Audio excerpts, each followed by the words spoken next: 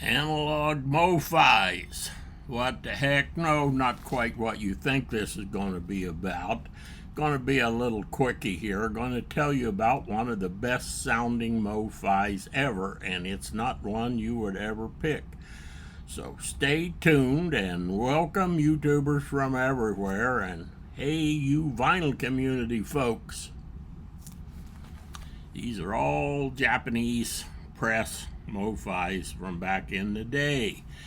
My record store used to get some of these in. There's only one of them on here that I bought on purpose.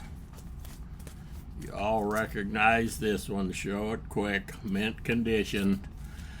Paid up for this one. The rest of them, all he would get them in. Almost no matter what they were, $10 to $20, I'd just buy them up. I figured they were a good deal. There's a little bit of twist to that story, so let me show you a few of these records. Kenny Rogers' greatest hits. Nobody's crazy about that one. Rachmaninoff Symphony. Most of the violin community don't care about classical. Herb Alpert. Really good one here. Black Orpheus. Vince Guaraldi Trio. This is a good one. Jackson Browne, The Pretender. This is a really good one, as you all know, and I got this one at the same price as I got these other ones, like $20. The bargain of the century. Another one I got is a bargain, Ziggy Stardust. These are all the Japanese presses. Here's one of the all-time great rock records. You think this is the best sounding one? Natalie Merchant, Tiger Lily. Super Sax plays Bird. Yep. That's a good one, and one you don't see very often. One of my favorite people, Crystal Gale. Boy, I'm glad to have this one. Melissa Manchester, probably like $10 for this one.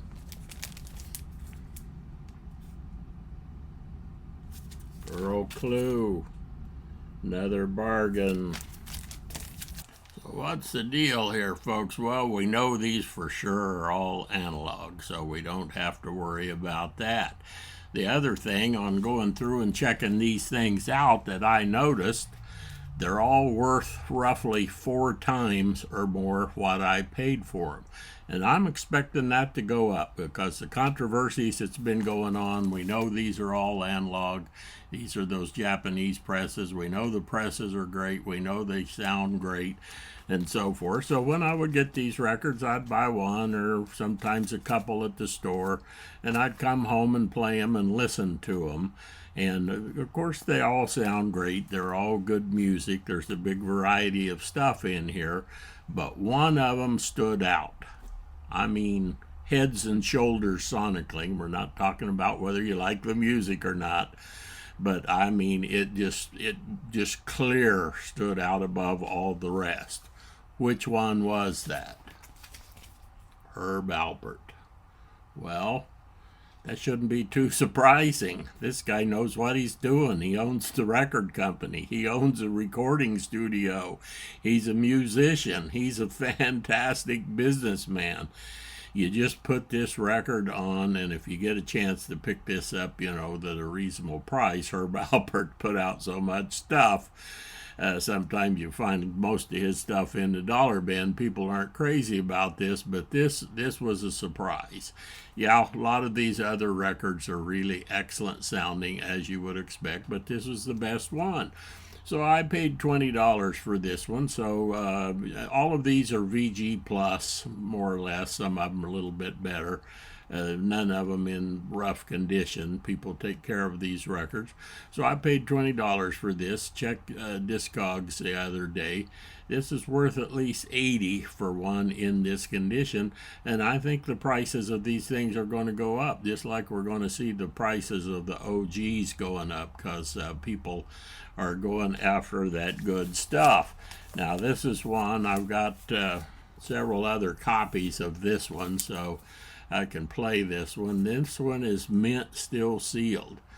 I paid $100 for this back some years ago.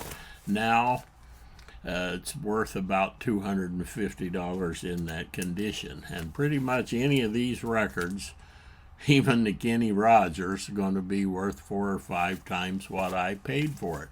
So I say if you get a chance to pick these things up, pick them up. They're a good value, and I think they'll be going up in price. And I know everybody knows about these and has been picking them up in the past, but I got into this picking these up just before the vinyl people went crazy. And so that's what really made it pay off. So $10 to $20, kind of about $20 on most of these records. And see you all down that Analogue MOFI trail, and keep 'em spinning. Happy trails to you until